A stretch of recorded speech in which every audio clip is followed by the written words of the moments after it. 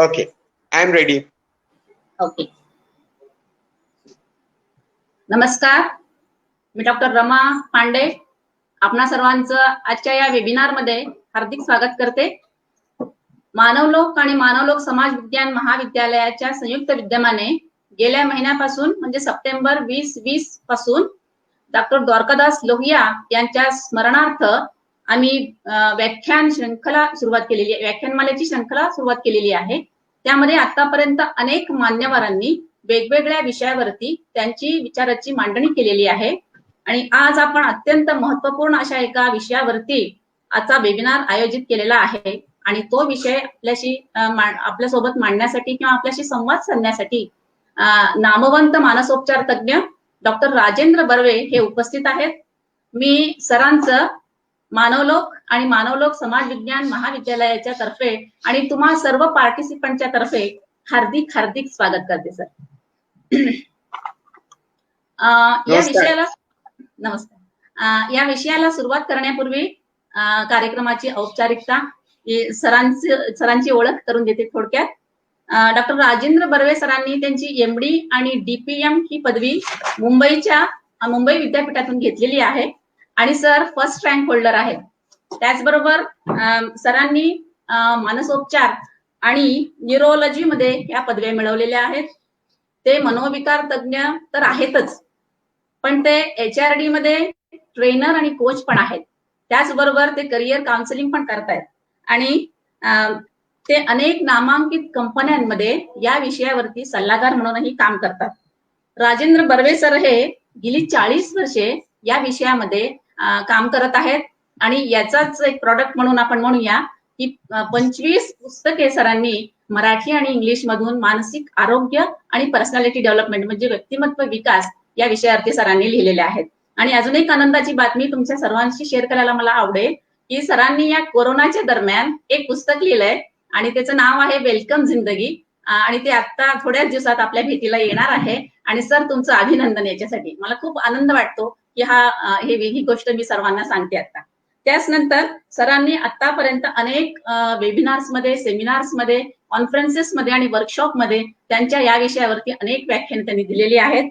आणि माइंडफुलनेस, त्याचबरोबर मानसिक आरोग्य, न्यूरोसायन्स आणि होलिस्टिक हिलिंग हे त्यांचे अत्यंत जिव्हाळ्याचे विषय आहेत. त्याचबरोबर ते माइंडफुलनेसचे टीचर पण आहेत. आणि अजून एक गोष्ट महत्वाची म्हणजे श्रीलंकेच्या पागोडा मेडिटेशन सेंटर मधून त्यांना आचार्य ही पदवी पण मिळालेली आहे. आणि सरांना शेतायुषी आणि आरोग्य ज्ञानेश्वर असे पुरस्कारही मिळालेले आहेत. जपानमधल्या एका नामांकित स्कॉलरशिपचे सर मानकरी आहेत. आणि त्याचबरोबर माइंडफुलनेस वरती भरभरून बोलणारे, मिनिंगफुल लाईफ वरती भरभरून बोलणारे आणि त्याच्याबद्दल सांगणारे आणि परमाला प्रेमामध्ये रूपांतरित करणारे एक जादूगर सर आहेत असं मला सांगायला खूप छान वाटेल. त्यामुळं सर बोलत असताना त्याच्यावर नंतर बोलतीलच, मी त्यांना विनंती पण करणार आहे. त्यामुळे सरांची ही ओळख थोडीच केली, कारण खूप मोठी ओळख मी इतक्या थोड्या वेळात नाही सांगू शकणार आहे. त्यांच्या त्या संवादाच्या शैलीमधून सर आपल्याला त्यांची ओळख करूनच देणार आहेत. त्यानंतर आजचा जो विषय आहे तो सर्वकालिक आहे, खरं तर सर्वकालिक आहे आणि कोरोना पूर्वीही तो होता आणि तो आत्ताही राहणार आहे. फक्त आता काय झालंय त्याचं स्वरूप थोडासा बदललेला आहे. खरं तर आपण आपल्या रोजच्या जीवनामध्ये अनेक प्रश्नांमुळे, अनेक समस्यांमुळे, वेगवेगळ्या कारणांमुळे खूप ताणतणावाला सामोरे जात असतो आणि मग या कोरोनाने तर त्याच्यात भरच टाकली. त्यामुळं कसं झालंय सर, आता आम्ही सगळे जे सामान्य माणसं आहोत की बऱ्याच जणांना ही जे तेव्हा ताण येतो किंवा हे सगळे परिस्थितीमुळे एकदम त्याच्यावरती बर्डन झाल्यासारखं होतं, त्यावेळेला नेमकं काय करावं, कसं याला सामोरे जायचं, कोणते टेक्निक वापरायचे किंवा नेमकं ताबा किंवा नियंत्रण या गोष्टीवरती कसं मिळवावं, हे खूप मोठे प्रश्न आमच्या समोर असतात. आणि म्हणूनच आज पार्टिसिपंट्स जे आहेत ना सर, ते खूप वेगवेगळ्या क्षेत्रातले आहेत. मला सांगायला तुम्हाला आवडेल की खूप स्टुडंट्स आहेत, प्राध्यापक आहेत, NGOचे डायरेक्टर आहेत, वेगवेगळ्या मेडिकल हॉस्पिटल्स मधून मेडिकल फील्डशी निगडीत आहेत, खूप वेगवेगळे आहेत. इव्हन घरामध्ये असलेली पण व्यक्ती आहेत, होम मेकर्स आहेत, सगळेच आहेत. म्हणजे खूप असं variety of participants we are having. तो या सगळ्या गोष्टीमध्ये जेव्हा ताण येतो, तर ह्या कोरोनामध्ये काय झालं, हे काय म्हणायचं त्याला, नियोजन किंवा मॅनेजमेंट न जमत असल्यामुळे ताणावरती नियंत्रण करण्यासाठी मानसिक आणि शारीरिक आरोग्यावरती त्याचा परिणाम झालेला आपल्याला सर्वांना दिसूनच येते. म्हणूनच आजचा हा या वेबिनारचा जो मुख्य उद्देश आहे तो असा आहे की ताण का येतो, ताण येतं म्हणजे नेमकं काय होतं, आणि आल्यानंतर आपण त्याला काय करायचं, त्याच्याशी डील कसं करायचं, आणि आपल्याला स्वतःला ओळखून आपण हे जे जीवन आपलं किंवा आमचं सगळ्यांचं जीवन आपलं जीवन जे असं ताणाने भरून गेलेलं आहे सध्या, त्याला आनंदी कसं बनवायचं, जिंदगीला डिअर कसं करायचं आणि जिंदगीला लव्ह यू कसं म्हणायचं, या सर्व प्रश्नांचं उत्तर शोधण्यासाठी आपल्यासोबत आज एक अतिशय संवेदनशील आणि इम्पॅथेटिकली समोरच्या माणसाची मनस्थिती आणि भावना समजून घेणारे एक व्यक्ती आपल्या सोबत आहेत. त्याचा खूप आम्हाला आनंद होतो आहे. आणि मी सरांना विनंती करते की तुम्ही ते परमाचं प्रेमा, माइंडफुलनेस वरती आणि जिंदगीला लव्ह यू जिंदगी या विषयावरती, आणि तुमचं जे पुस्तक आहे त्याच्याबद्दल थोडक्यात तुम्ही जर सांगितलं आणि तर खूप चांगलं होईल. आणि तुम्ही आमच्या विनंतीला मान देऊन तुमच्या इतक्या बिझी शेड्यूल मधून आम्हाला वेळ दिला, त्याच्यासाठी तुमचं अजून एकदा स्वागत करते. आणि मला असं वाटतं की मी जशी उत्सुक आहे तुमच्याशी संवाद साधण्यासाठी, तसे आमचे सर्व सहभागी पण खूप उत्सुक आहेत. जास्ती वेळ न घेता सर, मी तुम्हाला विनंती करते की तुम्ही आमच्याशी संवाद साधावा. धन्यवाद. नमस्कार मित्र हो. तुमच्या संस्थेचं मला आमंत्रण आल्यानंतर मी लगेचच होकार दिला, कारण मला समाजातल्या विविध स्तरातल्या घटकांशी संवाद साधायला आवडतो.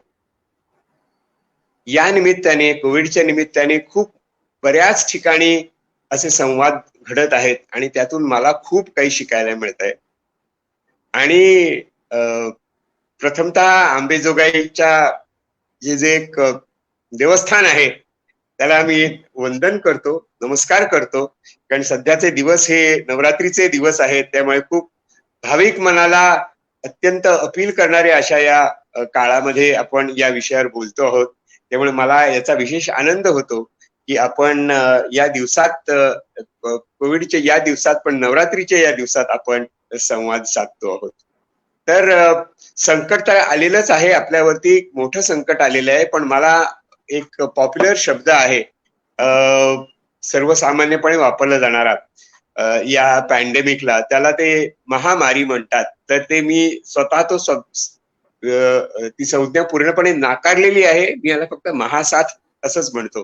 त्यामुळे पण महामारी या शब्दाचा आपण त्याग करूया आणि महासाथच म्हणूया. मोठ्या प्रमाणात पसरलेली साथ आहे आणि अशा साथी आतापर्यंत जगाने खूप पचवलेल्या आहेत आणि त्यातनं जग काही शिकून शहाणं पण झालेलं आहे आणि त्यातनं पुढे जाण्याचा प्रयत्न करत आहे.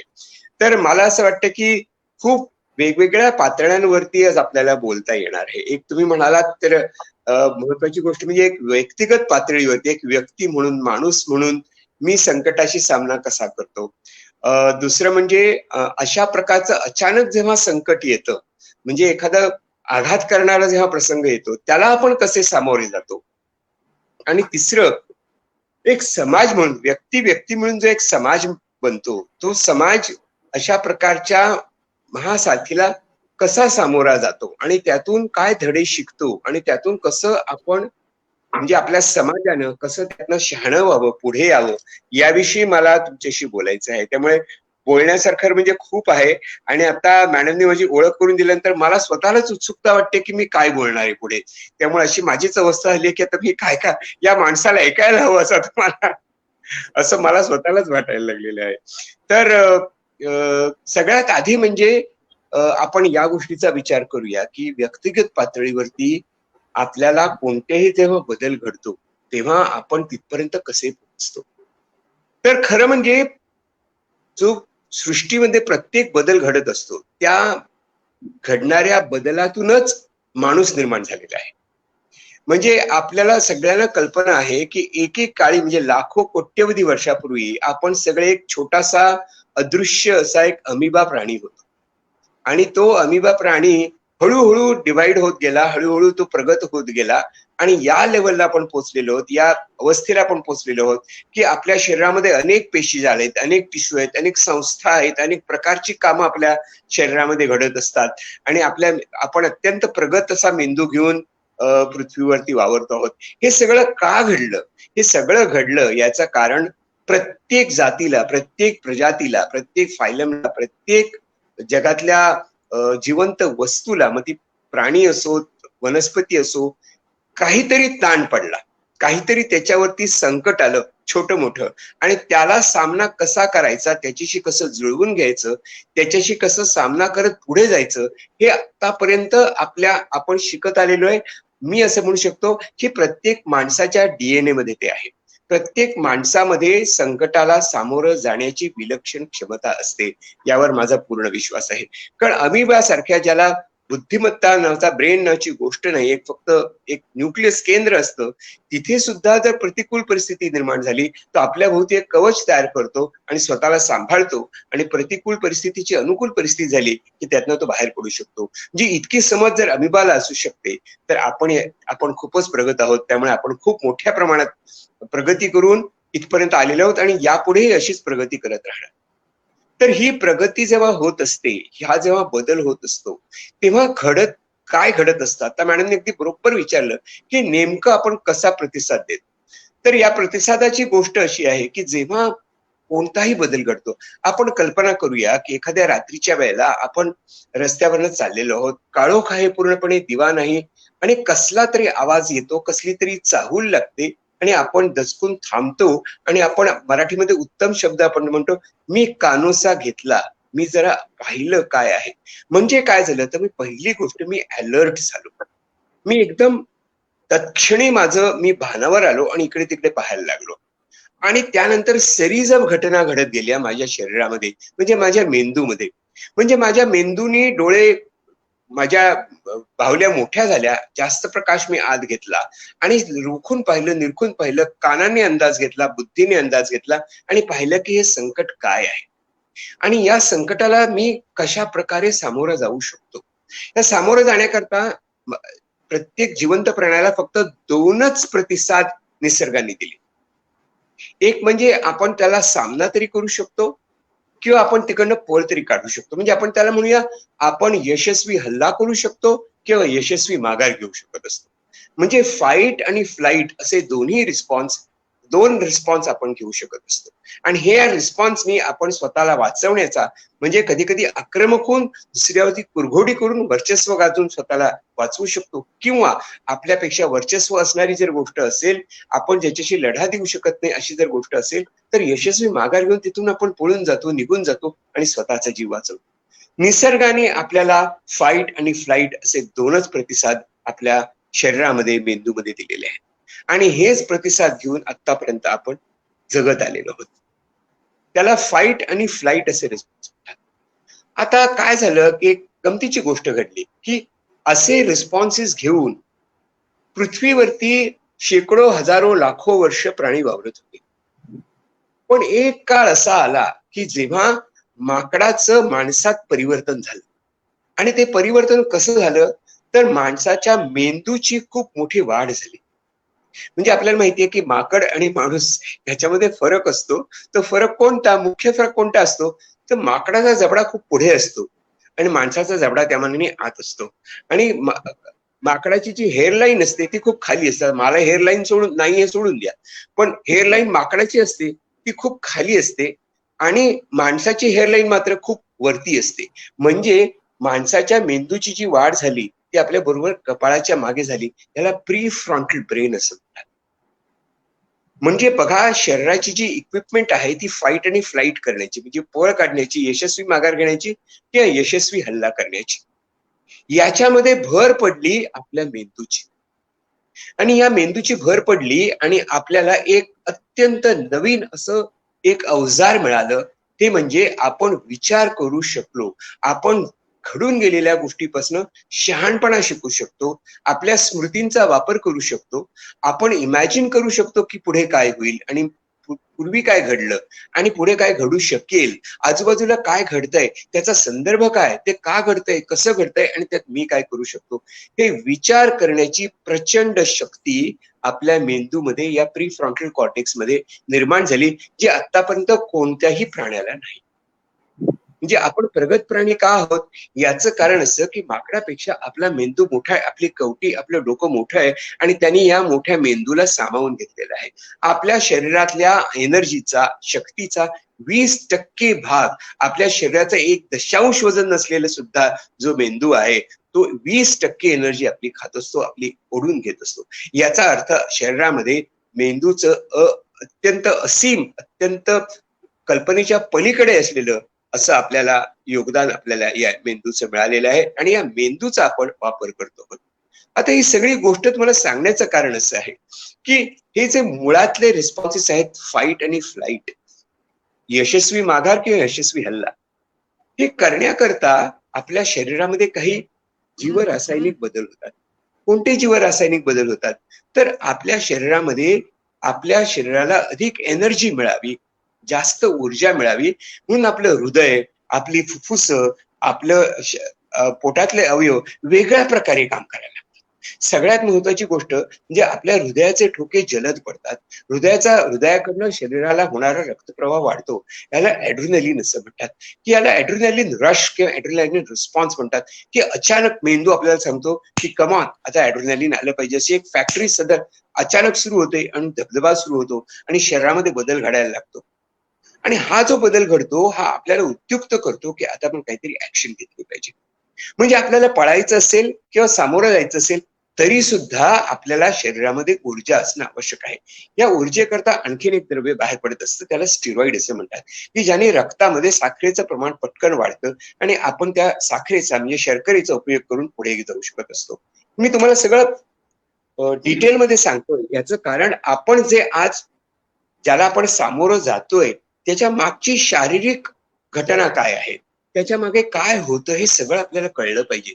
आपल्याला जर हे कळलं तर आपण बुद्धिमत्तेच्या जोरावर या सगळ्या गोष्टीला तोंड देऊ शकतो. आता परिस्थिती अशी आहे की निसर्गाने आपल्याला ह्या सगळी इक्विपमेंट दिली, स्ट्रेस हार्मोन्स दिली, की जी आपल्याला आपला वरदहस्त आहे की ज्याच्या मदतीने आपण खूप काही करू शकतो. आणि ही सगळी संरचना माणसाच्या शरीरामध्ये तयार झालेली आहे आणि त्याच्याच बरोबर एक प्री फ्रंटल कॉर्टेक्स, एक नवीन मेंदू तयार झालेला आहे. हा मेंदू ही सगळं संरचनेचं संरक्षण करणारा, त्याच्यावरती नजर ठेवणारी अशी आपली वैचारिक शक्ती आहे. आता काय होतंय बघा, महत्वाची घटना जी घडते आहे ती आता घडते आहे. ती घटना अशी घडते आहे की ज्या बदलाला आपण सामोरे जात आहोत तो अनपेक्षित बदल आहे, तो अचानक घडलेला बदल आहे, तो फार मोठा बदल आहे आणि त्या बदलातनं काही आपण बाहेर पडू असं पटकन आपल्याला वाटत नाही, कारण सातत्याने आपल्याला त्या बदलाची तीव्रता वाढत जाते असेच आपल्याकडे संदेश किंवा असेच आपल्याला सूचना येतात. यामुळे मित्र हो, खूप काळजीपूर्वक ऐका, खूप काळजीपूर्वक ऐका. यामुळे जे दोन मूळ रिस्पॉन्स आहेत, फाईट आणि फ्लाईट, यशस्वी माघार किंवा यशस्वी हल्ला, याच्या ऐवजी तिसरा रिस्पॉन्स आता आपल्यामध्ये, तिसरी प्रतिक्रिया आज आपण देऊ लागलेलो आहोत. त्याला आपण म्हणतो की 2F आपण बघितले, फ्लाईट आणि फाईट, आणि तिसरा F ज्याच्याशी आपण झगडतोय त्याला आपण फ्राईट असं म्हणतो, त्याला आपण भीती असं म्हणतो. आज आपण बघितलं तर सगळा समाज, व्यक्ती, समाज, कुटुंब हे भयग्रस्त आहे. आपल्याला अनिश्चितता वाटते आहे, आपल्याला पुढे काय घडणार याची खूप काळजी लागून राहिलेली आहे. आपण सध्या अत्यंत अशा भयग्रस्त मानसिक अवस्थेतनं जातो. आता या भयग्रस्त अवस्थेवरती आपल्याला नियंत्रण करता आलं पाहिजे, एक व्यक्ती म्हणून, समाज म्हणून आणि सगळं जग म्हणूनच करता आलं पाहिजे. आणि याच्याकरता आपण काय केलं पाहिजे ते आता त्याच्याविषयी आपण चर्चा करायची आज खूप गरज निर्माण झालेली आहे आणि ही चर्चा आज मी अनेक दिवस करत आलेलो आहे. तर मी तुम्हाला सांगितलं की दुसऱ्या रिस्पॉन्स मध्ये तिसऱ्या रिस्पॉन्सची भर पडलेली आहे, ती म्हणजे फ्राईट. आणि फ्राईट म्हणजे काय, तर आपल्याला वाटणाऱ्या भीतीचे संदेश आपण म्हणूया, संदेश आपल्या विचार करणाऱ्या मेंदूकडे इतके सतत जात आहेत, इतके सतत जात आहेत की विचार करण्याची, आपण ज्याला म्हणतो मती कुंठित झाली आहे. मी विचार करू शकत नाही, मी विचारात इतका अडकलोय, जंजाळात इतका अडकलोय की मला कोणतीही क्लॅरिटी नाहीये, मला कोणतीही वैचारिक स्पष्टता येत नाही. अशा वेळेला विचाराने आपण आपलं आयुष्य पुढे न्यावं याच्या ऐवजी भीतीने आपलं आयुष्य पुढे जात आहे. म्हणजे जो घोड्यावर स्वार असायला पाहिजे ते उलट झालंय. आपण भीतीवर स्वार असायला पाहिजे याच्याऐवजी भीती आपल्यावर स्वार झालेली आहे. आपण घोडेस्वार म्हणजे आपल्या अंगावर भीती नावाचा घोडा बसलाय आणि तो चौखर उधळतोय आणि त्यामुळे आज आपल्या समाजाची परिस्थिती अशी निर्माण झाली. म्हणून आपल्याला काही करून ही जी भयग्रस्ततेचा जो रिस्पॉन्स रिॲक्शन जी आपण देत आहोत त्याच्यावरती आपण नियंत्रण करता आलं पाहिजे, व्यक्ती म्हणून समाज. याचं कारण हे आपल्याला जरी समाजात दिसत असलं आणि हे सगळं जरी दिसत असलं तरी मी त्याचा एक अभ्यास न्यूरोलॉजिस्ट म्हणून करतो आहे. आपल्या मेंदूचं काम कसं चालतं हे आपल्याला कळण्याची गरज आहे. आपल्याला सगळ्यात मोठी साथ आता कोण देणार असेल तर आपला मेंदू, आपली विचारशक्ती देणार आहे. आता काय होतं, मगाशी मी ज्या 2 गोष्टी सांगितल्या तुम्हाला, की भय निर्माण झाल्यानंतर आपल्या शरीरामध्ये ही 2 केमिकल तयार होतात, ॲड्रिनलिन आणि स्टिरॉइड. आता ही 2 केमिकल महत्वाची असतात कारण ते आपल्याला ऊर्जा देऊन ते आपल्याला तयार करत असतात. आपण त्याला सामोरं जायला आपण एकदम गेट रेडी पोझिशन मध्ये येतो. परंतु तो जो सिग्नल मिळाला आहे भयाचा तो ऑफच होत नाहीये. त्यामुळे सातत्याने आपण त्या हायपर अवस्थेमध्ये आहोत आणि त्याच्यामुळे महत्वाचे शब्द ऐकून घ्या. त्यामुळे आपली इम्युनिटी, आपली शारीरिक प्रतिकार शक्ती कमी होते आहे.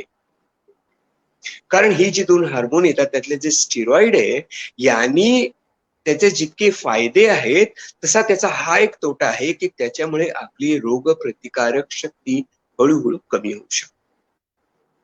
आपल्याला तात्पुरती एनर्जी मिळते परंतु लॉंग टर्म एनर्जीचा जो वापर करायचा असतो शक्ती बिल्ड करण्याकरता, प्रतिकार शक्ती वाढवण्याकरता, तो आज आपण करू शकत नाही आहोत. याचं कारण आपण क्रॉनिक स्ट्रेस मध्ये, आपण न संपणाऱ्या चिंतेच्या एका प्रवाहामध्ये वाहत चाललेलो आहोत असं आपल्याला मेंदू विज्ञान सांगत आहे.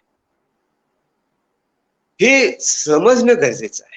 याचं कारण आपण आपल्या विचारांच्या मदतीने, आपल्या इच्छाशक्तीच्या मदतीने याच्यावरती काही प्रमाणात नियंत्रण मिळवू शकतो. हे आपल्याला जेव्हा कळतं मित्र हो, हे जेव्हा तुम्हाला कळतंय, हे जेव्हा त्याचं रहस्य, याचं जे गुपित आहे मी तुम्हाला उलगडून सांगतोय की काय होतंय तुम्हाला, हे तुम्हाला कळणं गरजेचं आहे. कारण हे कळल्यामुळे 50% आपण युद्ध जिंकू शकत असतो. कारण महत्वाचं वाक्य मी आता बोलणार आहे. आपण जर या भयाने ग्रस्त आहोत पण आपण एक लक्षात ठेवलं पाहिजे की आपण आता भीतीला भ्यायचं नाही. शब्द विचित्र आहेत. आपण आता भीतीला भिणार नाही कारण या भीतीला आपण रिॲक्ट करतो आहोत. मराठीमध्ये इतकी सुंदर वाक्प्रचार आहे, भीत्या पाठी ब्रह्म राक्षस. जो भ्यायलेला असतो त्याला सारखी भेडसावणारी आपल्याला परिस्थिती दिसत असते. एकदा आपण त्या मनाच्या नाजूक अवस्थेत गेलो की आपण ताबडतोब तशा प्रकारच्या गोष्टी एकत्र करायला सुरुवात करतो. म्हणून जर तुम्ही सोशल मीडियावर बघितलं तर सारखे नकारात्मक संदेश येत आहेत. इकडे असं झालं, तिकडे तसं, टेलिव्हिजनवरती तेच येत आहे. सगळ्या ठिकाणाहून आपल्यावरती मारा होतोय कसं नकारात्मक जीवनामध्ये घडतं आहे आणि जीवनात सकारात्मक गोष्टी पण घडत असतात. त्याच्यावरचा आपला हळूहळू विश्वास उडत चाललेला आहे. ही सगळ्यात मोठी शक्यता. आणि हे जर आपल्याला समजलं की this is what is happening, हे माझ्या शरीरात, माझ्या मनात, माझ्या मेंदूत, माझ्या हृदयात, माझ्या शरीराच्या प्रत्येक अवयवामध्ये ही गोष्ट घडते आहे आणि या गोष्टीची मला जाण पाहिजे, या गोष्टीचं मला भान असलं पाहिजे. आणि हे भान जर निर्माण केलं, हे जर मी भान ठेवलं तर 50% लढाई आपण जिंकलेली आहे. कारण आता आपल्याला कळलं की जसं अंधारात जर आपण तीर मारत नसून आपल्याकडे स्वच्छ प्रकाश आहे, आपल्याकडे विज्ञानानं उत्तम प्रकाश जोड टाकलेला आहे आणि विज्ञानाने स्पष्ट करून सांगितलेलं आहे की काय घडतंय तुमच्या आयुष्यामध्ये. हे विज्ञानाने, मानवी विज्ञानाने समाजाला दिलेली प्रचंड मोठी भेट आहे. त्याचा आपण उपयोग करून घ्यायची वेळ आहे. आणि यासाठी आज सगळे जे जमले आहेत त्यांचं मला अतिशय मनापासून स्वागत करायचं आहे. कारण आपण कोणीही असा, आता मॅडम म्हणाल्या त्याप्रमाणे तुम्ही होममेकर असा, गृहिणी असा, उद्योजक असा, डॉक्टर असा, इंजिनियर असा, सोशल वर्कर असा, कॉलेजातले प्राध्यापक असा की तुम्ही कोणीही सफाई कामगार असा, तुम्ही कोणीही असा, आपण सगळी माणसं आहोत आणि माणसाचं सगळ्या माणसांची शरीर याच प्रकारे प्रतिकार देत असतात. कोविडने काय दाखवून दिलंय तर एका पातळीवर सगळ्यांना आणलेलं आहे. असं म्हणतात की मृत्यू सगळ्यांना एका पातळीवर आणतो, परंतु कोविडने ते शक्य करून दाखवलं की जिथे जिथे आपल्याला माणूस म्हणून दिसतो तिथे तिथे या सगळ्या आता जे मी सांगितलेल्या घटना त्या तुम्ही कोणी असा प्रत्येकाच्या मनात घडत आहे. कारण प्रत्येकाच्या हृदयामध्ये, प्रत्येकाच्या मेंदूमध्ये, मेंदूची रचना तीच आहे. लाखो वर्षात ते मॉडेल निसर्गाने बदललेले. गाड्या आपल्या नवीन मॉडेल्स आणतात, सारखे नवीन मोबाईल येत असतात. आज हा मोबाईल आला, तो मोबाईल आला, आयफोन रोज नवीन नवीन येत असतो, पण मेंदूचं नवं मॉडेल लाखो वर्षात तयार झालेलं नाही.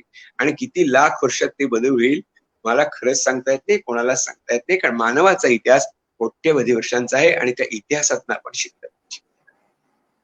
तर ही जी घटना मी तुम्हाला सांगितली, हे जे ऍड्रेनलिन आणि स्टिरॉइडची गोष्ट तुम्हाला मी सांगितली, ही प्रत्येक माणसाच्या बाबतीत घडते,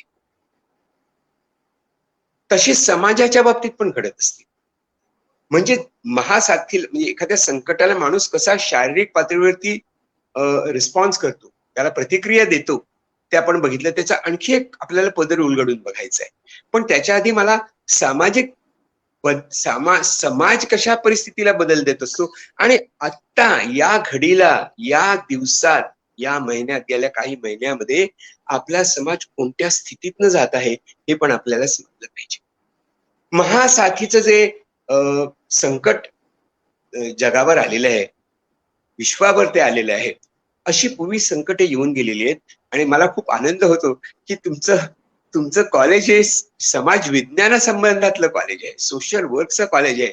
या समाज विज्ञानानं फार मोठा अभ्यास केलेला आहे, संशोधन केलेलं आहे आणि या गोष्टींचा अभ्यास करून हळूहळू एकेका टप्प्यातनं समाज या स्थितीला प्रतिसाद देत असतो, असं संशोधन आपल्याला, समाज विज्ञानाचं संशोधन आपल्याला सांगतं. आणि हे इतके प्रेडिक्टेबल आहेत, म्हणजे आपल्याला असं वाटतं की काय होईल सांगता येत नाही, असं मी म्हणालो, आपण सगळे त्याला अग्री करतो. परंतु समाजशास्त्र जे आहे ते म्हणे नाही, समाज कसा प्रतिसाद देतो हे आम्ही ओळखलंय, हे आम्ही संशोधनाने शोधून काढलंय आणि मी तुम्हाला जागोजागी मैलाचे दगड दाखवून देतो आणि सांगतो की या मार्गाने तुम्ही प्रवास करणार आहात आणि या मार्गाने तुम्ही प्रवास करत राहिलात तर तुम्ही पुढे काहीतरी करू शकाल. ही संशोधनानं, विज्ञानानं दिलेली फार मोठी संशोधनाची मोठी भेट आहे आपल्याला. तर विज्ञान काय म्हणतं, समाज विज्ञान काय म्हणतं या बाबतीत? तर समाज विज्ञान असं म्हणतं की अशा प्रकारची जेव्हा महासाथ जगावर चाल करून येते तेव्हा आपलं समाज 4 पातळ्यांवरती, 4 दिसते 4 बोट, 4 पातळ्यांवरती आपल्याला प्रतिसाद देत असतो. त्या पातळ्या कोणत्या? पहिली म्हणजे आपण अनुभवली ती. पहिली म्हणजे जेव्हा महासाथ येते 12 मार्च 2020 ला वर्ल्ड हेल्थ ऑर्गनायझेशनने डिक्लेअर केलं की ही पॅन्डेमिक आहे. ही छुटपुट घटना नाही, हे पॅन्डेमिक आहे, सगळ्या जगाचा प्रचार होतो. त्या क्षणी पहिलाच सगळ्यात महत्वाचा रिस्पॉन्स आला, तो म्हणजे रिस्पॉन्स ऑफ हिरोइझम. आपल्याला माहितीये की धडाडीनं आपला समाज पुढे गेला. कोण समाज पुढे गेला? तर आपल्या समाजातला प्रत्येक घटक जो समाजाशी संदर्भात होता, समाजाबरोबर जो काम करत होता, मग ते संशोधक असतील, ते उद्योजक असतील, ते सफाई कामगार असतील, ते पोलीस असतील, इतर कर्मचारी असतील आणि आमच्यासारखे डॉक्टर मंडळी असतील, की या गोष्टीला भिडली.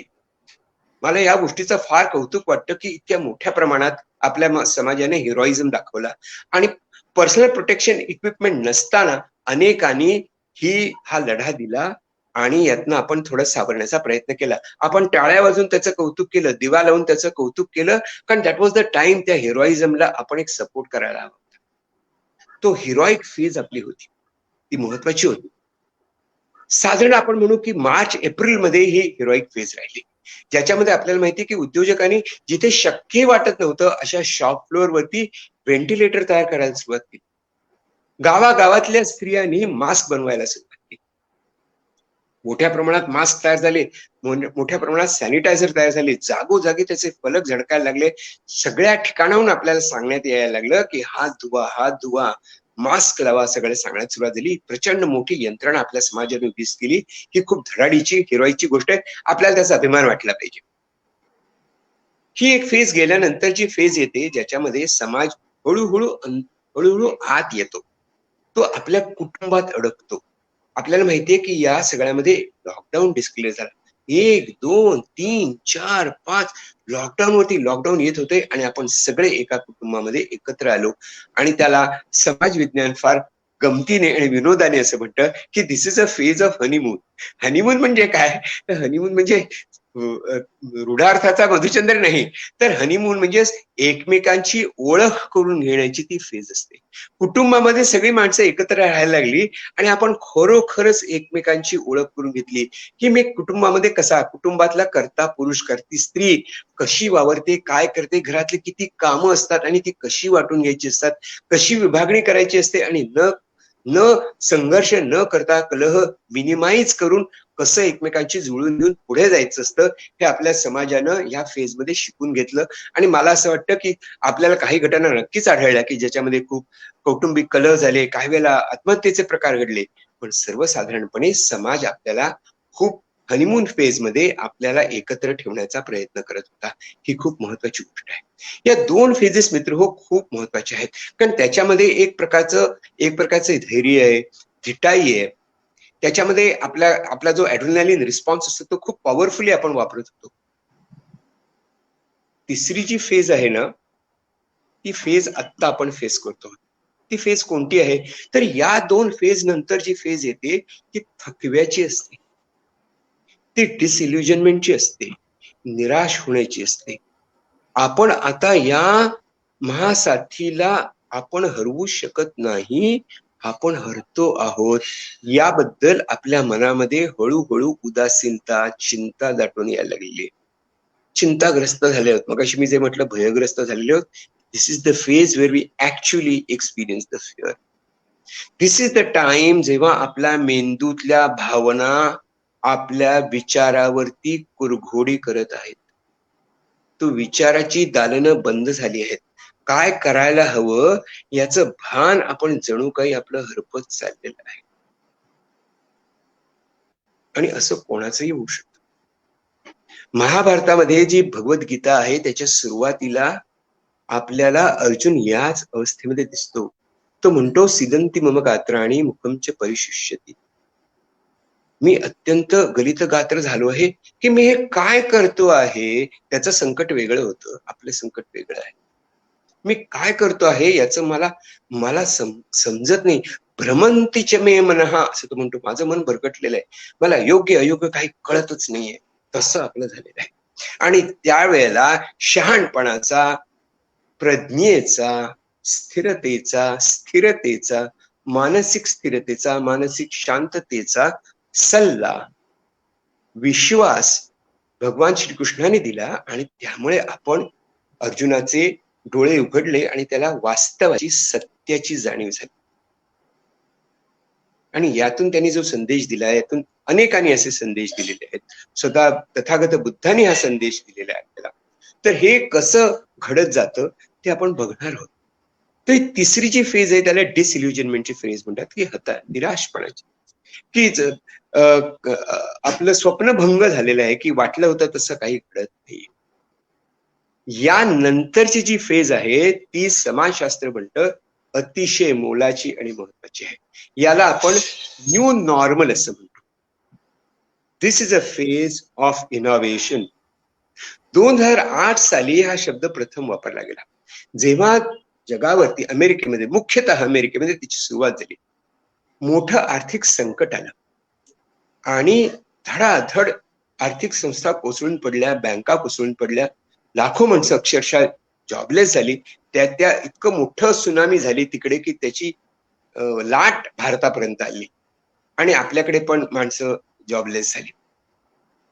याच्या नंतर म्हणजे ही जी फेज असते, या फेज नंतर एक फेज ऑफ इनोव्हेशन घातलेली आहे, ज्याच्यामध्ये आपण न्यू नॉर्मल डिफाईन करणार. त्यावेळेला अर्थशास्त्रज्ञांनी सांगितलं की आता हे सगळं संकट जणू काही दूर झाल्यानंतर आपण पूर्वीसारखे सुखाने नांदू लागलो, असा जसा शेवट गोड व्हायचा गोष्टीमधला परिकथेतला, तसं मित्र हो समजू नका. आज आपल्याला जे संकट आलेलं आहे त्यातनं बाहेर पडण्याकरता आपण रेझिलियन्स दाखवला पाहिजे, आपण इनोव्हेशन दाखवलं पाहिजे, आपण नव्या भूमिकेत गेलं पाहिजे, नवी नॉर्मल आपण स्वीकारलं पाहिजे आणि त्यानुसार आपण वागलो तरच आपण या पुढे जाऊ शकतो. आणि हे समाज आपला शिकतोय का? ही शिकण्याची वेळ आहे. आज मला मुंबईमध्ये मी राहतो, मुंबईमध्ये सुद्धा मला माणसं आता मास्क घालायचा, मुखपट्टी घालायची, मी यांना म्हणतो हे नेकलेस घालतात गळ्यामध्ये. अरे नाकावरती तोंडावरती घालायची आहे ना पट्टी, ती तुम्ही गळ्यात घालून काय फिरता? हे न्यू नॉर्मल आहे, आपल्याला जगण्याकरता आवश्यक आहे. या गोष्टी जबरदस्ती नाहीत, या गोष्टीची शिस्त आहे आणि या गोष्टी छानपण आहे. This is new normal. आपण कसे जगणार आहोत, आपली एंटरटेनमेंट कशी करणार आहोत, आपण घरनं कसं काम करणार आहोत, आपण यातनं नवीन काय शोधणार आहोत, नवीन जगण्याचे मार्ग कसे शोधायचे आहेत, हे आता आपल्याला शिकायचंय. That is the new normal. जुने मार्ग आपल्याला आता हळूहळू मागे टाकावे लागणार आहेत. बघा, तुम्ही कल्पना करा, जानेवारी 2020 साली इथे जे आता उपस्थित आहेत त्याच्यापैकी किती लोकांनी वेबिनार हा शब्द ऐकला होता? मी नव्हता ऐकला. झूम शब्द ऐकलेला होता. मी कल्पनाही केली नसती की आंबेजोगाईच्या एखाद्या छोट्या शहरामधल्या लोकांची मी सहज घरी बसून गप्पा मारू शकतोय.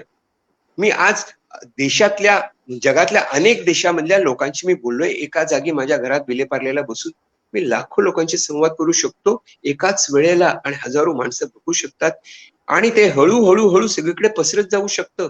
याची मी कल्पनाही केलेली नव्हती. दिस इज द न्यू नॉर्मल. हा जगण्याचा एक नवा मार्ग आपल्याला सापडतो आहे, आणि तो आपण अत्यंत कणखरपणे, अत्यंत धिटाईने आणि अत्यंत मजबूतपणे आपण तो वापरला पाहिजे. तेवढी शक्ती, तेवढी क्षमता आपल्या या नव्या मेंदूमध्ये आहे मित्र हो. निसर्ग कोणतीही गोष्ट विचारपूर्वकच करत असतो. निसर्गाने जो आपल्याला मेंदू दिलेला आहे त्याचा वापर करायचा आहे. आपल्याला भीती आपल्या मनावरती, आपल्या बुद्धीवरती स्वार करू द्यायची नाही. याला इमोशनल इंटेलिजन्स असं म्हणतात, की ही भावनिक समज आपल्याला येणं गरजेचं आहे. की भावना आपल्याला बिथरवून टाकतीये, आपण भावनावश होतोय, आपण भीतीग्रस्त होतोय, त्यामुळे आपल्याला कळत नाही. काही माणसाची अशी बिंदास गळ्यात नेकलेस सारखा मास्क घालून फिरतात, ते म्हणजे अहो बिंदास आहे मी, मला काहीच होत नाही वगैरे. They are all under ignorance. ते इतके भ्यायलेले आहेत की आम्हाला भीतीच वाटत नाही असं म्हणायला सुरुवात केलेली आहे. जसं वाघ आला तर वाघ नाहीच आहे असं जर आपण म्हणायला सुरुवात केली, आणि put it on the carpet, तर अरे असतो, ती रियालिटी आहे. तुम्ही म्हणा सूर्यपूर्वेला नाही उगवत, आमच्याकडे पश्चिमेला उगवतं आमच्या गावात, असं नाही म्हणून चालत ना. ते सत्य स्वीकारावं लागतं आपल्याला, आणि ते सत्य स्वीकारूनच आपण पुढे जाऊ शकत असतो. हे आपल्या देशाचं ब्रीदवाक्य महात्मा गांधींनी दिलेला सत्याचा शोध आहे. तो आज आपण सत्याचा शोध आपण आपल्या मेंदूमध्ये घेत आहोत, की आपल्यात किती क्षमता आहे. This is the phase of innovation. याकडे आपण हळूहळू आपण कालक्रमणा केली पाहिजे. त्या दिशेने आपण वाटचाल केली पाहिजे. त्या दिशेने आपण कसं शिकायचं आहे, लोकांशी कसा संपर्क करायचा आहे, सतत कसं नव्यानं शिकत राहायचं आहे, नव्या गोष्टी कशा आजमावायच्या आहेत, आणि जुन्या गोष्टी काढून परत रडत बसायचं नाही. हे आज आपल्या समाजाला शिकायचंय. आपला समाज सर्वसाधारणपणे स्थितीप्रिय आहे, तो गतिप्रिय नाही.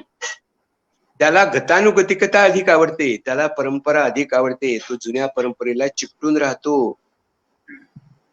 त्यातनं, त्या स्थितीशीलतेमधनं बाहेर पडून आपल्याला गतिशील व्हायचंय, डायनॅमिक व्हायचंय. आपण नव्याने या सगळ्या गोष्टीचा विचार करायला पाहिजे. वर्षभरापूर्वी, 6 महिन्यापूर्वी मी विचार करू शकत नव्हतो की मी पेशंटशी ऑनलाईन मी प्रॅक्टिस करू शकतो. आज मी शेकडो पेशंटना ऑनलाईन ट्रीटमेंट करू शकतो. याचं कारण नव्या भूमिकेत मला शिरलं पाहिजे. मला ते जमत नव्हतं. मला वाटलं हे this is not the right way to practice.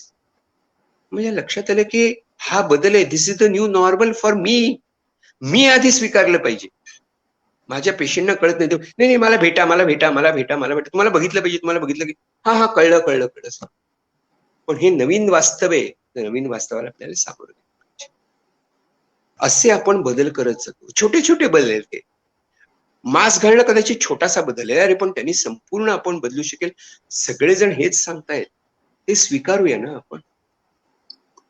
तर हे सगळं इनोव्हेशनच आहे, हे सगळं नव्याने जगण्याच्या पद्धती आहेत आणि या आपण आता स्वीकारल्या पाहिजे. आणि याच्या करता आपण काय केलं पाहिजे ते आपण समजून घेऊया. मी थोडंसं पाणी पितो.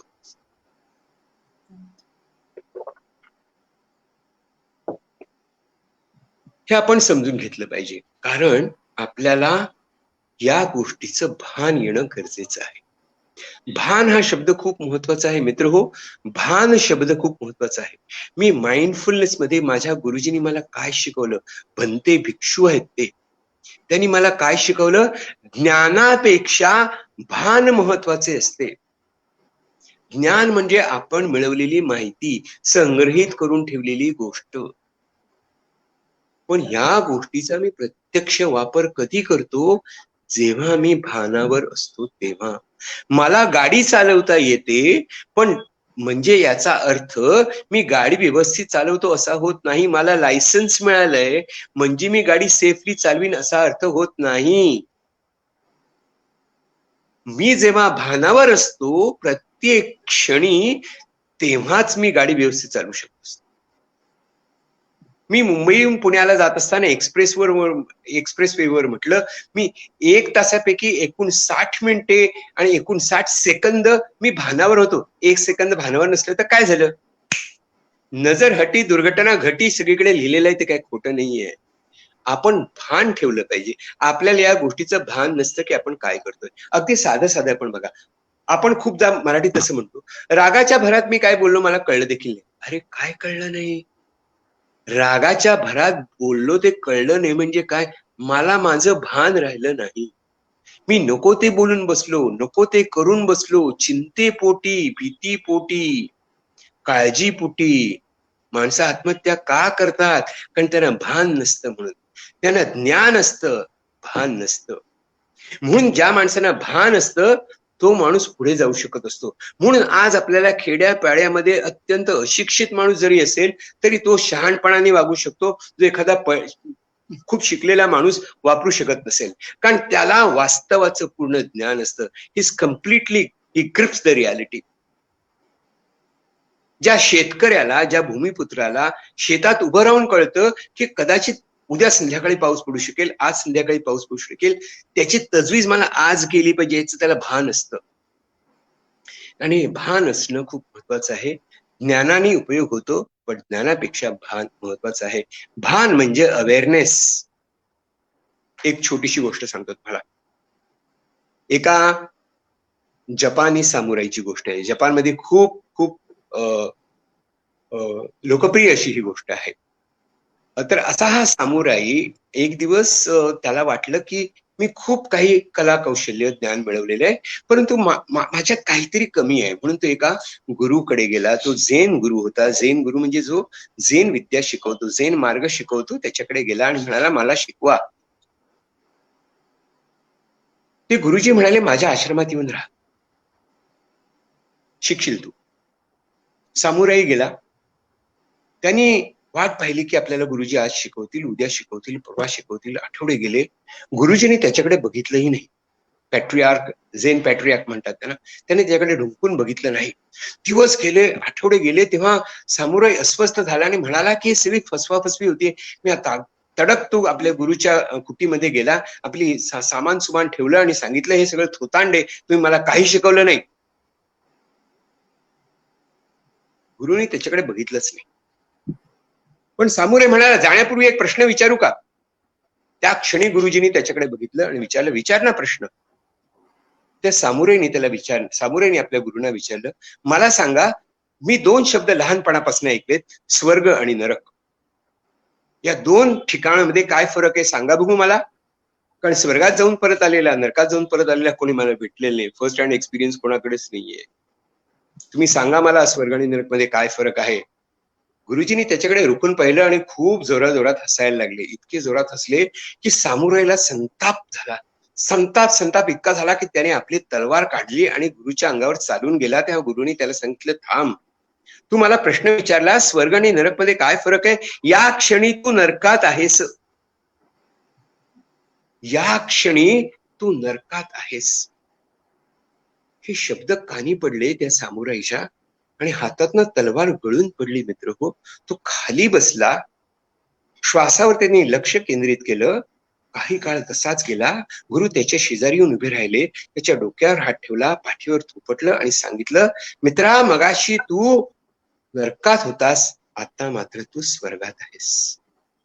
आता तुला जी शांतपणे जो विचार करू शकतोस, हाच तुझा स्वर्ग आहे. आणि जो क्रोध होता, ज्या भावना अनावर झालेल्या होत्या, तोच तुझा नरक आहे. सामुराई स्तब्ध झाला आणि म्हणाला, गुरुजी, हे तर मी प्रत्येक धर्मग्रंथात वाचलेलं आहे हो, हे मी पाठ केलेलं आहे, हे मला ठाऊक आहे, हे मी ऐकलंय.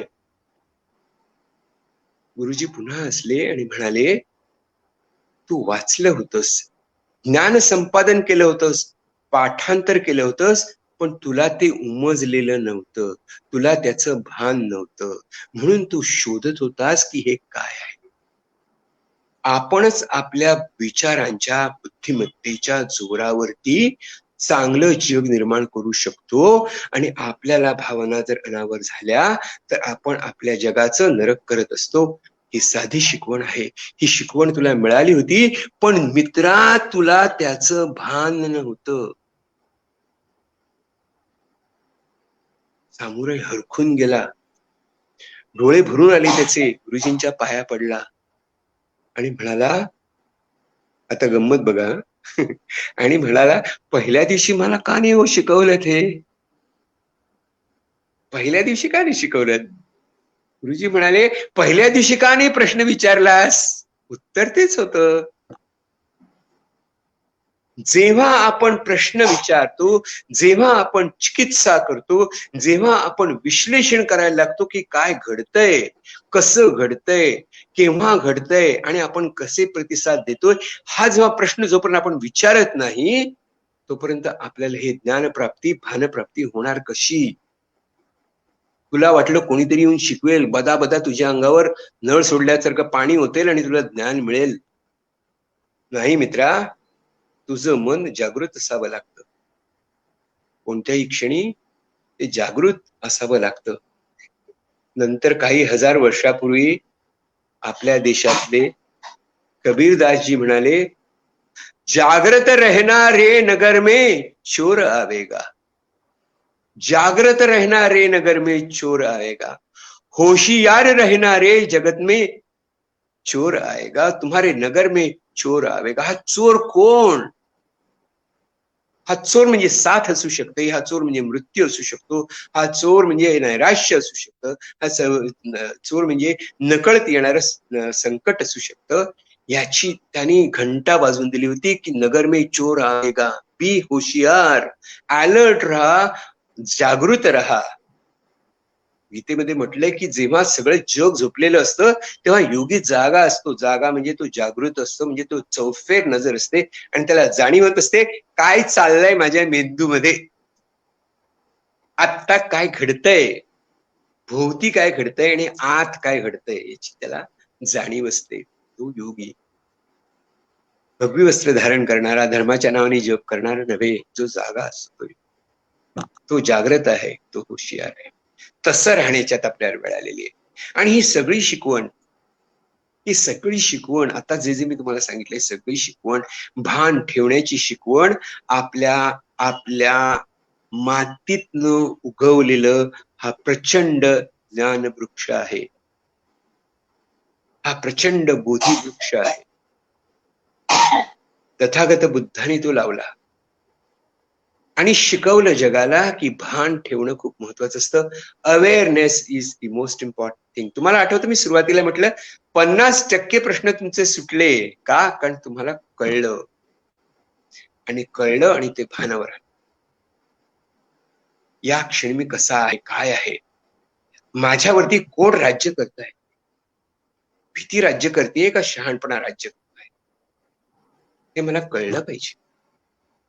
आणि भल्या भल्यानं सुद्धा नाही कळत हो, वयाने सुद्धा कळत नाही. त्या सुनामीमध्ये गोष्ट सांगतात, एक 5-6 वर्षाची ब्रिटिश मुलगी होती. तिने त्या समुद्राकडे बघितलं आणि आई वडिलांना हाक म्हणून सांगितली. अचानक असा समुद्र शांत झाला ना, की सुनामी लाट येते म्हणे, पळा. 5 वर्षाची मुलगी होती. भान होतं तिला, कोणीतरी शिकवलं होतं शाळेत, पण तिला भान होतं या गोष्टीचं. ती जागृत होती, ती हुशियार होती. त्यामुळे त्याचा शिक्षणाचा तसा काही संबंध नाही. भानाचा संबंध आहे, शहाणपणाचा संबंध आहे, प्रज्ञेचा संबंध आहे. तर हे आपल्याला समजलं पाहिजे. भानावर राहणं म्हणजे तरी काय? तर या मोमेंटला, या क्षणाला आपण स्थिर राहणं. सुरुवातीला मी म्हणतो, अर्जुन म्हणाला भ्रमंतीच मे मनः. पहिल्या अध्यायातच अर्जुन म्हणतो भ्रमंतीच मे मनः. माझं मन भरकटत आहे. तथागत बुद्धांचं मन भरकट होतं, कारण मारा नावाचा जो असुर होता तो त्यांच्या मनातच होता हे त्यांना कळलं. आणि तेव्हा त्यांनी ठरवलं की मी इथे ठाण मांडून बसणार आहे आणि नायनाट करणार आहे त्या माराचा जो माझ्या मनातच आहे. That is the story. हे आपण जगाला शिकवलेलं आहे. त्याला बुद्धाने सम्मा सती म्हटलं. आणि अनेक वर्षानंतर 1880 साली का त्या सुमाराला रिस डेव्हिस यांनी त्याला माइंडफुलनेस असं नाव दिलं.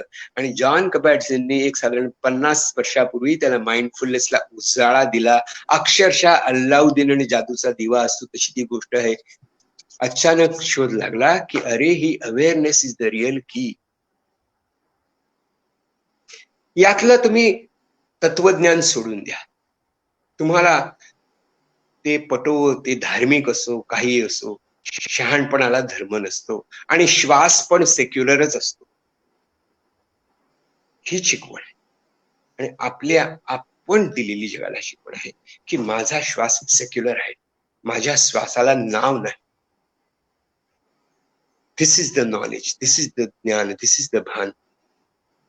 आणि या माइंडफुलनेसच्या जोरावरती आपण या संकटावरती मात करू शकतो. म्हणजे कोरोनाचे जंतू मरतात असं नाही. असं झालं असतं तर बरं झालं असतं. पण मला त्याचा प्रादुर्भाव होतो आहे हे कळणं महत्वाचं आहे. आणि त्यावेळेला मी न घाबरता न डगमगता सामोरं गेलं पाहिजे. दिस इज द भान. मला म्हणजे मेडिटेशन करून तुमचा रोग बरा होतो का? म्हटलं बाबा हे सोडून तू खूपच म्हणजे बिगडीत पण अजून पोचलेली नाहीयेस. म्हणजे तुला आपण काय करतो हेही कळत नाहीये. आपल्याला भान येतं म्हणजे आपलं मन भरकटत नाही. अगदी साधी गोष्ट बघा, आपलं मन एखाद्या जुन्या काळच्या त्या घड्याळातल्या लंबकासारखं असतं. इकडून तिकडे फिरत असतं. म्हणजे काय, एका बाजूला भूतकाळ असतो, एका बाजूला भविष्यकाळ असतो. भूतकाळातल्या घटना परत घडू नये याची आपल्याला भीती वाटत असते आणि भविष्यकाळामध्ये काय घडेल याची आपल्याला चिंता वाटत असते. We regret the past and we are afraid of the future. म्हणून माझं मन either in the past or in the future असतं. माझं मन क्षणस्थ या ठिकाणी जागृत नसतं. आणि ती भीती आपण या क्षणी जगत असतो. ते रिले असतं ना, जसा हा उलटा रिले आहे. रिलेमध्ये आपण आपला बॅटन घेऊन पुढे जातो, मग तो पुढच्या माणसाला देतो आणि तो घेऊन पुढे जातो. आपण काय करतो, ही उलटा रिले. आपण पुढे जातो, त्याच्या हातातलं भीतीचं बॅटन घेतो आणि परत येतो आणि इथेच जगतो. आणि मला म्हणतो मला आत्ता भीती वाटते, कसली, काय होईल याची. मग हे आत्ता जे तुम्ही म्हणालात ना मॅडम, ते कोविडने फक्त आपल्याला त्याची जाणीव करून दिलेली आहे. आपल्याकडे खूप विद्यार्थी आहेत, खूप मंडळी आहेत, त्यांना सतत चिंता वाटत असते. कुटुंबातल्या स्त्रियांना वाटत असते, कमावणाऱ्या माणसाला वाटत असते की उद्या काय होणार. त्याच्याकरता नियोजन करा, बुद्धीचा वापर करा, शहाणपणाचा वापर करा, पण भीतीचा वापर करू नका. भीती can't be a guiding force. शहाणपण is the only thing which can be a guiding force. आणि तो आपल्याला जागृत करायचा असतो. आता मी तुम्हाला पहिल्यापासून का सांगितली गोष्ट, का सांगितली अमिबापासूनची आतापर्यंतची गोष्ट मी तुम्हाला का सांगितली आणि मी का म्हटलं की आपल्या डीएनए मध्ये आहे, याचं कारण प्रत्येक व्यक्तीमध्ये लाखो वर्षांचं संचित सामावलेलं आहे, शहाणपणा सामावलेला आहे, तो आपल्या बुद्धीमध्ये आहे. आपण तो विसरलेलो आहोत. अरे म्हणून तर प्रत्येक बाळाला जन्म घ्यायला 9 महिने लागतात ना. 9 महिन्यात आपण ते सगळं संचित आपल्या मेंदूमध्ये सामावून घेत असतो. आणि we are born with that wisdom. फक्त आपण वाईज आहोत, आपण शहाणे आहोत, याचा आपल्याला भीतीमुळे विसर पडतो. आणि ती ती भयग्रस्तता या डिसइल्युजनमेंट फेज मध्ये मला दिसते. ती मला या डिप्रेशन फेज मध्ये दिसतीये. आणि त्याच्यामुळे त्या भरात आत्महत्या करणारे शेतकरी मला दिसतात यवतमाळचे. ते भयग्रस्त आहेत.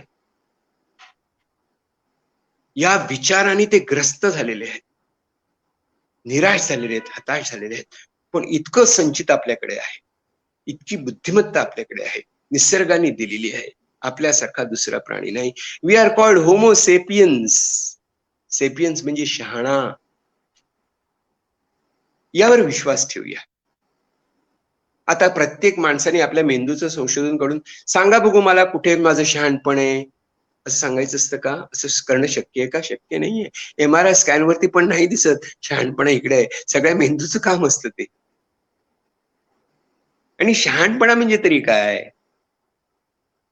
तर आपल्याला आतापर्यंत जो शिकलेले आहे त्याचा नव्यानं अर्थ लावायचा. Joining the dots. म्हणजे कशी आपण रांगोळी काढतो ना, ठिपके ठिपके ठिपके. दिवाळीत आपण रांगोळी काढतो, अनेक ठिपके असतात तिकडे फक्त 5, 50, 100.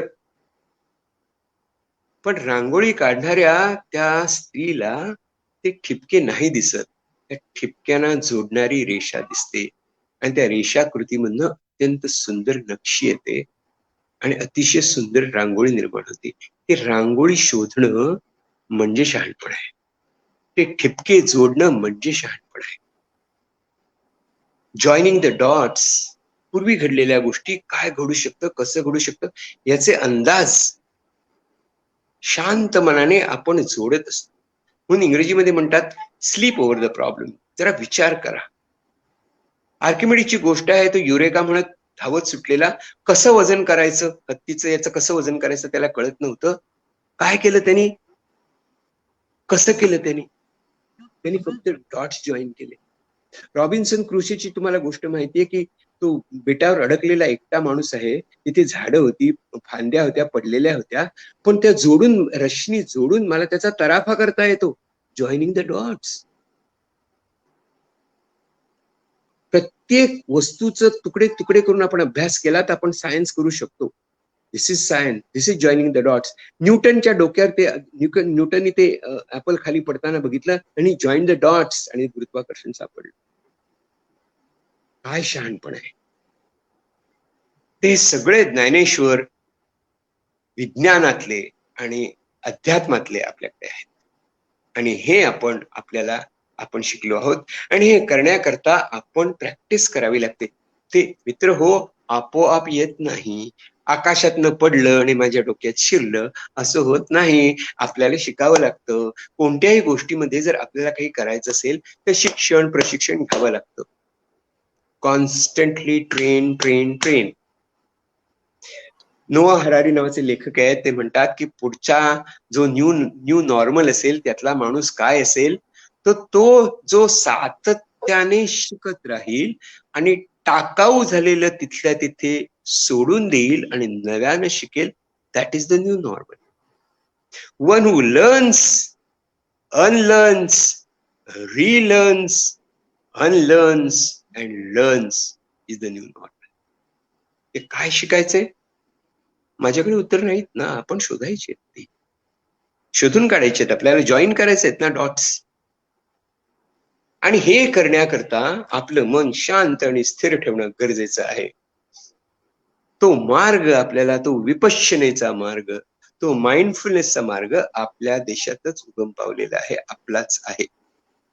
परदेशातल्या लोकांनी त्याचं खूप प्रचंड संशोधन केलं, खूप संशोधन केलं. आणि आता मी म्हटलं ना जॉईनिंग द डॉट्स, ते उगाच म्हटलेलं नाही. ते रांगोळीचे उदाहरण मी उगाच दिलेलं नाही. ती कवी कल्पना नाही मित्र हो, ते वैज्ञानिक सत्य आहे. त्याला न्यूरोप्लास्टिसिटी असं म्हणतात. आपल्या मेंदूतल्या पेशी नवीन नवीन कनेक्शन शोधून काढतात. 3 ट्रिलियन पेशी आहेत आपल्या मेंदूमध्ये. सगळ्या जोडलेल्या नाहीयेत, पण ते जोडता येतात.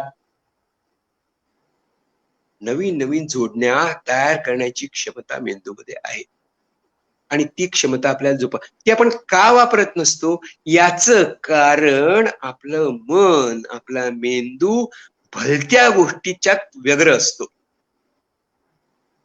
भलत्याच गोष्टीच्या व्यग्र असतो.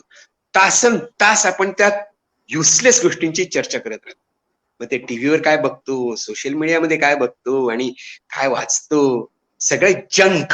ते म्हणतात ना, जंक फूड खाऊ नका, जंक थॉट्स खाऊ नका. आपल्या पोटात काय जातं त्याचा आपण सारखा विचार करतो, डाएटचा विचार करतो, पण आपल्या डोक्यात काय जंक थॉट्स जातात, सगळं ऑक्युपाय करतं. ऑल क्लटर, भुसा भरलाय, भुसा आपण भरलाय. हे सोशल मीडियानी, टीव्हीनी, माध्यमांनी असं केलेलं आहे सगळं. आणि या चर्चा आणि सगळे चरविचरमण आणि काथ्याकूट आणि नुसता जो गप्पाष्टक चाललेली असतात त्याच्यात. वी मस्ट स्टॉप दिस. शांत स्थिर झालं पाहिजे. त्यात चवचालपणा सोडून दिला. मी खूप खूप स्ट्रॉंग शब्द वापरतोय. चंचलपणा सोडला पाहिजे. हा स्थिर झालं पाहिजे मन, तर आपल्याला सगळी उत्तरं सापडतात. यावर विश्वास ठेवा. यावर विश्वास ठेवा. सुरुवात करताना विश्वास असावा लागतो आणि विज्ञानावरती विश्वास ठेवा. नका तुम्ही कोणा अमुकावर तमकावर विश्वास ठेवा. मी जे सुरुवातीला अंबेजोगाईला वंदन केलं, ते अंबेजोगाई म्हणजे देवी, म्हणजे आईला वंदन केलं. माझी आई एखादी स्त्री जी शहाणपणाने लहान मुलांना लहानाचं मोठं करत असते, ती शहाणपणाचाच मोठा आदर्श आहे. एखाद्या स्त्रीकडनं, कुटुंबात काम करणाऱ्या स्त्रीकडनं ती किती करू शकत असते हे शिकण्याची वेळ आलेली आहे. त्या मी मातेला वंदन केलं. ती त्या फॉर्म मध्ये तिकडे आहे, दुसऱ्या फॉर्म मध्ये आणखीन कुठेतरी असेल, पण ती आई आहे, माता आहे. तिच्याकडे ती नैसर्गिक शक्ती आहे, ती जागृत करायची असते. आणि त्याच्याकरता मेडिटेशन महत्वाचं असतं. आणि ते फार कठीण नाही. त्याच्या भोवती, सॉरी टू से, मेडिटेशनला लोकांनी हायजॅक केलंय. ते खूप सोपं आहे, ते खूप साधं आहे.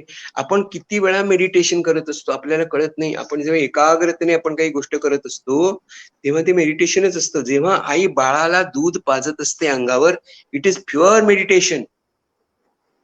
एक कोणीही जेव्हा उत्कृष्ट नाच करत असतो, लता मंगेशकर, लता दीदी जेव्हा गात असतात, ती गाणं समाधी असते. भीमसेन जोशी षड्ज लावतात, तो समाधी असतो. आपण मन लावून शिकवत असतो, ती पण समाधीच असते. मी आता तुमच्याशी बोलतो, ही माझं मेडिटेशन आहे, कारण मी एकाग्र आहे, इथेच आहे, फक्त कुठेही नाही. आणि तुम्ही सुद्धा इथेच असावं अशी माझी अपेक्षा आहे आणि विनंती आहे. कदाचित भरकटत असेल तुमचं मन. आपल्याकडच्या स्त्रिया पण चालबाई कुकर लावायची वेळ झाली, आता किती वेळ चालणार आहे? मोदींचं भाषण चालू आहे, ते काय टाळूच करतायत, कोण जाणे नवा असं कदाचित चालू असेल. पण ते सोडून आपण हेच राहा, एकाग्र मन करायचं, मन शांत करायची. फक्त 3 स्टेप्स असतात. फक्त 3 स्टेप्स असतात. आता मी आवर्त घेतोय, मला कळत नाही किती वाजलेले आहेत.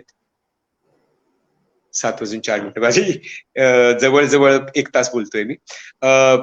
फक्त 3 स्टेप्स असतात. पाठीचा कणा ताठ ठेवा, खांदे मागे घ्या, म्हणजे फुफ्फुस ओपन होतात पूर्णपणे. डोळे मिटून घ्यायचे आणि श्वासावरती फक्त लक्ष ठेवायचं. श्रीकृष्णाने म्हटलं, नासाभ्यंतर चारणम प्राणापानौ समं कृत्वा नासाभ्यंतर चारणम. फक्त श्वासावर लक्ष एकाग्र कर आणि त्याचं चलन वलन फक्त शरीरामध्ये होत असतं, त्याच्यावरती लक्ष दे.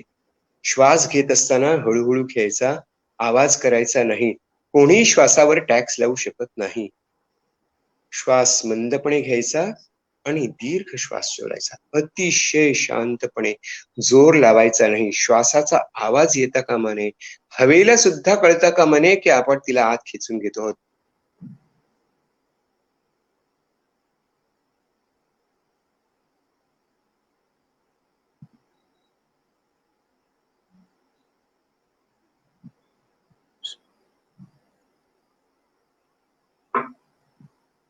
फक्त 3 श्वास मी तुम्हाला घेऊन दाखवले. स्थिर होतं मन. 3 स्टेप्स. पाठीचा कणा ताठ, खांदे खेचलेले म्हणजे फुफ्फुसे उमलतात. श्वासावर लक्ष आणि श्वास दीर्घ श्वास सोडताना श्वास सोडायचा तो दीर्घ असतो.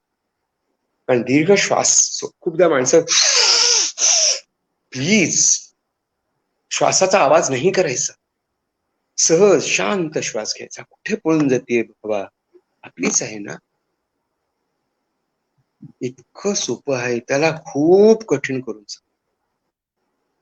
म्हणजे आपली महती वाढा. सोडून देऊया ते. Make it very simple, very simple. आणि वैज्ञानिक संशोधन, मनोविज्ञानाचं, मेंदू विज्ञानाचं संशोधन असं सांगतं, रोज रोज रोज 20 मिनिटं 20 मिनिटं 20 मिनिटं 8 आठवडे 8 आठवडे 20 मिनिटं रोज केलं, 8 आठवडे 20 मिनिटं रोज केलं तर तुम्हाला हळूहळू भान निर्माण होत जाईल. आणि ते केवळ 20 मिनिटं टिकेल असं नाही, तर हळूहळू भानावर राहण्याची सवय लागेल.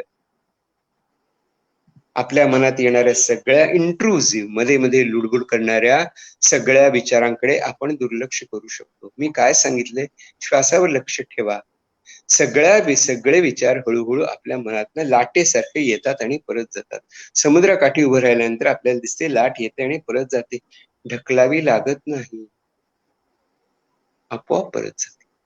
तसे आपल्या मनातले नकारात्मक विचार, आपल्या मनातली भीती जी केमिस्ट्रीमुळे निर्माण झालेली असते, ती उद्भवते आणि नाहीशी होते, उद्भवते आणि ती नाहीशी होते. वर्धमान ते चाले मार्गरे क्षयाचा. तो क्षय होत असतो आपल्या भीतीचा. हे आपण विसरतो, आपण तिला पकडून ठेवतो, म्हणून ते आपल्या डोक्यावर बसते. माझ्या डोक्यावर कोणी बसायचा प्रयत्न करत नाही, कारण डोक्यावर बसले तर घरंगळून खाली पडतील. खूप गुळगुळीत झालंय डोकं आता, घासून घासून घासून घासून लोकांनी. तर आता मी तुमची रजा घेतो. तुमचे काही प्रश्न असतील तर त्या प्रश्नांची मात्र मी उत्तर देऊ शकतो. धन्यवाद सर. आता मी प्रश्न वाचते. प्रश्न अजय आशा महादेव बनसोडे यांचा आहे. सर, आपल्याकडे शारीरिक आरोग्याला जिथे कमी महत्व देतात, त्यात मानसिक आरोग्याची काय कथा? WHO अहवालानुसार 20 कोटी लोकांना मानसिक आरोग्याच्या समस्या आहेत. मी एक समाजकार्य विद्यार्थी असून या कोविडच्या काळात तणाव, भावनिक गोंधळ, निराशा कमी करण्यासाठी आपल्याला काय करता येईल, असं तो विचारतो अजय. अच्छा, आता माझं जे आत्ताच मी भाषण केलं, आता जे तुम्हाला सांगितले 4 शब्द, खरं म्हणजे ना हे खूप म्हटलं तर खूप कठीण आहे, म्हटलं तर खूप सोपं आहे. अगदी एक आपल्याकडे एज्युकेशन सेक्रेटरी होते, माझे खूप चांगले मित्र होते ते. त्यांनी मला मंत्र सांगितले. ते म्हणाले, ईच वन टीच वन, ईच वन टीच वन. आज जिथे उपस्थित होते ना त्या सगळ्यांना जे समजलंय, जे पटलंय, भावलंय, पुन्हा पुन्हा ऐकू शकता ना तुम्ही. तुमच्या वेबसाईट वरती असेल, हे युट्यूबवर असेल, पुन्हा पुन्हा पुन्हा पुन्हा ऐकत राहा. म्हणजे माझे म्हणून नाही, तर ते अनुभव आणि विज्ञान आहे म्हणून. आणि ईच वन टीच वन. आणखी एका माणसाला सांगा, त्याला सांगा तू पण बाई, तू पण ऐक, तू पण ऐक, तू पण ऐक. आणि ती शृंखला वाढत जाईल आणि आपण यातनं बाहेर पडू शकू. आपण भारताला स्वातंत्र्य नाही का मिळवून दिलं असं, याच्याही पेक्षा आपण वाईट अवस्थेत होतो ना. महात्मा गांधींनी चरखा चलाके म्हटलं ना, म्हणजे काहीतरी मंत्र दिला ना. तसं आहे, खूप कठीण काम आहे मित्रा. काय नाव त्याचं म्हणाला तुम्ही? अजय बनसोडे. अजय अजय अजय अरे तुझ्या नावातच अजय आहे. तर हे तू विसरू नकोस. आणि ईच वन टीच वन हा जरी आपण मंत्र लक्षात ठेवला तरी हजारो लोकांपर्यंत हा संदेश जाऊ शकेल. आणि मी आभार मानतो वेबिनारचे की या माध्यमातून तुमच्यापर्यंत पोहोचतोय. पण हे सगळं आहे माझ्या पुस्तकात, हे सगळं मी ऑलरेडी लिहिलेलंच आहे, ते तुम्ही वाचू शकता. आणि नवीन जे पुस्तक येते वेलकम जिंदगी, त्याच्यामध्ये हेच सगळं आहे. पॉझिटिव्ह थिंकिंग आहे त्याच्यामध्ये, प्रेम आणि परमा आहे. ते मी तुम्हाला ते शब्द न घेता सांगितलेलं आहे. पुस्तक लवकरच येईल. माझं पुस्तक आहे एक, फ्लोरा म्हणून पुस्तक आहे, मानसिका म्हणून पुस्तक आहे, हॅव अ गुड डे म्हणून पुस्तक आहे, हॅव अ नाईस डे म्हणून पुस्तक आहे. छोटी छोटी पुस्तक आहेत. एक पुस्तक सहज वाचायचंय, कादंबरी नाही, कुठेही वाचा, कुठेही संपवा. रोज एक विचार विचारला, एक विचार घेतला तरी बस झालं. सर, खूप खूप छान वाटलं. तुमची न्यू नॉर्मलची कन्सेप्ट असेल, ज्ञान आणि भानातला फरक, छान वाटलं. माझे सहकारी आमच्या महाविद्यालयाचे नॅक कोऑर्डिनेटर डॉक्टर नजीर शेख हे आपला आभार मानतील. सर नमस्कार. नमस्कार नजीरशी. सर खूप छान झालंय आजचं, म्हणजे तुम्ही जवळपास सगळ्यांना मी कृतज्ञ आहे. मला तुम्ही संधी दिलीत याच्याबद्दल मी कृतज्ञ आहे. खूप छान झालंय की या विषयावर बोलण्याची गरज होती आणि खूप व्यवस्थितपणे बोललात तुम्ही, मोकळेपणाने बोलायला. आणि बऱ्याचशा लोकांनी ज्यांनी ऐकलं असेल, ऐकत असतील, मी 100% सांगतो ते लोक निश्चितच भान काय असतं आणि बेभान काय असतं या सगळ्या गोष्टी त्यांना यस या सगळ्या गोष्टी त्यांना समजतात. तर हे जे आजचं व्याख्यान झालंय हे आम्ही आमच्या मानवलोकच्या युट्यूबवर अपलोड करतोय. ते परत परत बघतील जसं तुम्ही म्हणला तसं. या आजचे जे पार्टिसिपंट होते, यामध्ये जे सहभागी होते, त्याच्यामध्ये प्राध्यापक आहेत, शिक्षक लोक आहेत, विद्यार्थी आहेत, फिजिशियन्स आहेत वगैरे, असे वेगवेगळ्या प्रकारचा असलेला हा पार्टिसिपंट असणारा त्याच्यामध्ये आनंद. तर मी मानवलोकच्या वतीने, आमचे मानवलोक समाज विज्ञान महाविद्यालय, समाजकार्य महाविद्यालय, त्यांच्या वतीने मी तुमचं खूप खूप आभार मानतोय सर. आणि एक शेवटचा प्रश्न असा आहे की सर तुम्ही खूप छान बोलतायत, सगळ्या विषयावर मार्गदर्शन करतायत, आणि एक आमची अशी समजूत झालेली आहे, एक प्रश्न आहे तो की तुम्हाला कधी असा मानसिक त्रास होतो का? आणि ज्यावेळेला असा तुम्हाला आपण ज्यावेळेला मानसिक याच्यावर बोलतोय तर त्यावेळेला मग तुम्हाला मानसिक त्रास वगैरे होतो का? आणि ज्यावेळेला असं मानसिक त्रास होतो तर काय करताय? होतो. मी ते तेव्हा मी माइंडफुलनेसचा अभ्यास करतो. मला जेव्हा त्रास झाला त्याला बर्नआउट असं म्हणतात, की जे मनोविकार तज्ञ, मनोविकार शास्त्रात काम करतात, मानसशास्त्रात या विषयात काम करत असतात, त्यांना अर्ली बर्नआउट होतो. म्हणजे आम्ही सतत एम्पथीनी वागत असतो, सतत एनर्जी देत असतो, सतत. त्यामुळे ती थोडी एक्झॉस्ट होते, ती मेणबत्ती हळूहळू विजायला लागते, बर्नआउट होते. त्यामुळे मी स्वतः रोज 1-1.5 तास व्यायाम करतो, फिजिकल फिटनेस करता. माझ्या डाएटवरती माझं लक्ष असतं आणि जंक थॉट्स माझ्या डोक्यात ठेवत नाही. मी ते बाहेर काढतो, आधी गळतच नाही, आणि फक्त चांगलंच वाचत असतो आणि सतत अभ्यास करत असतो, नवीन काही शिकत असतो, आणि ते शिकून मला खूप आनंद मिळतो. संगीताचा मी खूप चांगला शौकीन आहे, त्यातनं मला खूप आनंद मिळतो. मित्रांशी बोलतो, लोकांशी बोलतो, वेबिनार करतो आणि व्यक्त होत असतो. ते माझं त्यातनं मी स्वतःला वाचतो. पण मला मानसिक त्रास होऊ शकतो आणि झालेला आहे, आणि त्याच्यावरती मला हे मोकळेपणाने सांगायला काहीही स्टिग्मा वाटत नाही. मला कसलीही लाज वाटत नाही, मला कसलीही शरम वाटत नाही की मला मानसिक त्रास झाला होता. या गोष्टीचा 1992 साली जेव्हा मुंबईमध्ये दंगली झाल्या आणि त्याच्यामध्ये जेव्हा बॉम्बस्फोट झाले, त्याचा मी एक स्पेक्टेटर होतो, ते माझ्या डोळ्यासमोर घडलं. त्याचाही मला खूप त्रास झाला, त्याचाही मला शॉक बसला होता. त्यातनंही मी स्वतःला मानसोपचार तज्ञाची मदत घेऊन स्वतःला, मला I have no shame, no guilt, काहीही लाज नाही. मला मानसिक त्रास झाला तर मी माझ्या मित्रांशी बोलतो.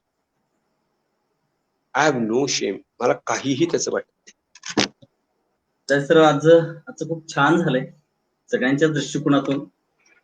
मी जे लोक याच्यामध्ये सहभागी झालेत त्यांचाही आभार मानतोय, तुमचाही खूप आभार मानतोय. आणि पुढच्या वेळेला आपण जे भेटणार आहोत तर त्यावेळेला वेगवेगळ्या थेरपी असतील, वेगवेगळे काउन्सिलिंगचे टेक्निक्स वगैरे असतात जे तुम्ही प्रॅक्टिकली करताय, थेरपी वगैरे वापरत असतात, त्याविषयी निश्चित चर्चा करायला आवडेल की नेमकी कोणती थेरपी कशी वापरायची आणि नेमकं त्याचं प्राचीन भारतीय व्यवस्थेमध्ये ह्या सगळ्या गोष्टी होत्यात का, फॅमिली थेरपी वगैरे असे काही प्रकार. तर याविषयी निश्चित चर्चा करूया सर. खूप छान वाटलंय. परत आपण भेटत जाऊया आणि तुमचं स्माइल, हेच स्माइल पुढच्या वेळेलाही असेल आणि तुमच्या भाषणामुळे सगळ्यांमध्ये हे स्माइल असेल. Thank you very much sir. मानवलोकच्या तर्फे एकदा तुमचा सगळ्यांचा आभार मानतोय सर, तुमचाही मानतो. धन्यवाद. Thank you sir. Thank you very much. Thank you.